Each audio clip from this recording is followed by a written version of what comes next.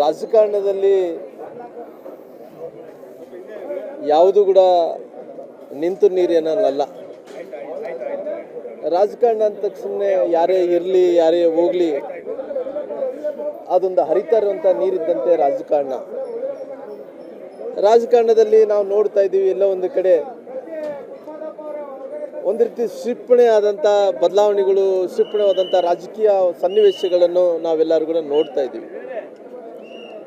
ನಾವು ಕರ್ನಾಟಕ ರಾಜ್ಯದಲ್ಲಿ ಕೂಡ ಅನೇಕ ಮಂದಿ ದಿಗ್ಗಜರನ್ನು ನಾವು ನೋಡಿದ್ದೀವಿ.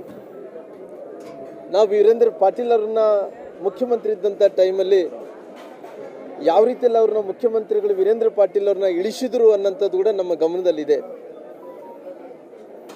ಮುಖ್ಯಮಂತ್ರಿ ವೀರೇಂದ್ರ ಪಾಟೀಲ್ ಅವ್ರನ್ನ ಆವತ್ತಿನ ಸಂದರ್ಭದಲ್ಲಿ ಎಲ್ಲೋ ಒಂದು ಕಡೆ ಏರ್ಪೋರ್ಟಲ್ಲಿ ನಿರ್ಧಾರ ತಗೊಂಡು ವೀರೇಂದ್ರ ಪಾಟೀಲ್ ಅವರು ಮುಖ್ಯಮಂತ್ರಿನ ಇಳಿಸಂಥ ಸನ್ನಿವೇಶವನ್ನು ಕೂಡ ನಾವು ಕಂಡಿದ್ದೀವಿ. ಅದೇ ರೀತಿಯಲ್ಲಿ ಕೂಡ ನಮ್ಮ ದೇವರಾಜ್ ಅರಸರು ಮುಖ್ಯಮಂತ್ರಿ ಇದ್ದಂಥ ಟೈಮಲ್ಲಿ ಕೂಡ ಯಾವ ರೀತಿಯಲ್ಲಿ ನಡ್ಕೊಂಡ್ರು ಅನ್ನೋಂಥದ್ದು ಕೂಡ ನಾವೆಲ್ಲರೂ ಕೂಡ ನೋಡಿದ್ವಿ. ಅನೇಕ ದಿಗ್ಗಜರನ್ನು ನೋಡಿದಂಥ ಟೈಮಲ್ಲಿ ಬಹುಶಃ ಕರ್ನಾಟಕದಲ್ಲಿ ಕೂಡ ಆ ರೀತಿ ಏನನ್ನ ಯಾವ ರೀತಿಯಲ್ಲಿ ಮಹಾರಾಷ್ಟ್ರದಲ್ಲಿ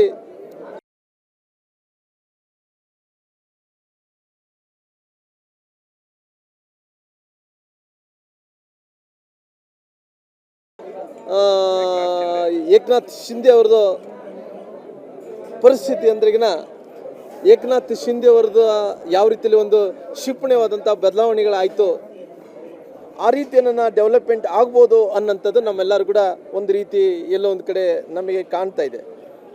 ಹಂಗಾಗಿ ನಾವು ಇವರೆಲ್ಲರನ್ನ ಉದಾಹರಣೆ ನೋಡಿಕೊಂಡು ಇವತ್ತು ರಾಜಕಾರಣದಲ್ಲಿ ಅನೇಕ ಅಂದ್ರೆಗಿನ ಇವತ್ತು ಬಹುಶಃ ಕರ್ನಾಟಕದಲ್ಲಿ ಕೂಡ ಈ ಸಿಂಧಿಯಾ ಫಿನಾಮಿನ ನೋಡಿದಂಥ ಟೈಮಲ್ಲಿ ಕರ್ನಾಟಕದಲ್ಲಿ ಕೂಡ ಇನ್ನೊಂದು ಸಿಂಧಿಯಾ ಫಿನಾಮಿನ ಆಗ್ಬೋದು ಅನ್ನೋಂಥದ್ದು ಕೂಡ ನಮಗೆಲ್ಲ ರೀತಿಯಲ್ಲಿ ಕೂಡ ಒಂದು ಇಲ್ಲಿ ಜನರು ಒಂದು ರೀತಿ ಅವರು ಕುತೂಹಲದಿಂದ ನೋಡ್ತಿರೋ ಕಾರಣ ಕರ್ನಾಟಕದಲ್ಲಿ ಇವತ್ತು ಎಲ್ಲ ಪರಿಸ್ಥಿತಿಗಳು ಆಗ್ಬೋದು ಅನ್ನೋಂಥದ್ದು ಕೂಡ ನಮ್ಮ ಕಣ್ಮುಂದೆ ಇದೆ.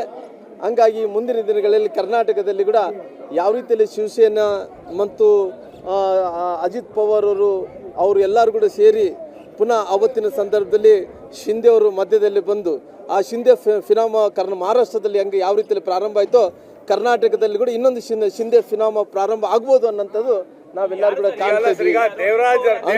ದೇವರಾಜ್ ಅರಸು ಮತ್ತೆ ವೀರೇಂದ್ರ ಪಾಟೀಲ್ ಅಂತೆ ಡಿ.ಕೆ. ಶಿವಕುಮಾರ್ ಅವ್ರಿಗೂ ಕಾಂಗ್ರೆಸ್ ಅಲ್ಲಿ ಆಗ್ತಾ ಇದೆ. ನಾನು ಯಾರ ಬಗ್ಗೆ ಕೂಡ ಹೇಳಕ್ ಹೋಗಲ್ಲ, ಹೆಸರು ತೊಗೊಂಡು ನಾನು ಮಾತಾಡಕ್ ಹೋಗಲ್ಲ.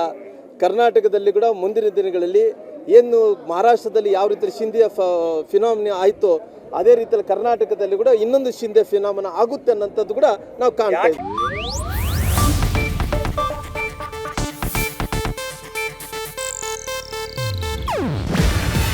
ಇದು ಏಷ್ಯಾನೆಟ್ ನ್ಯೂಸ್ ನೆಟ್ವರ್ಕ್ ಪ್ರಸ್ತುತಿ.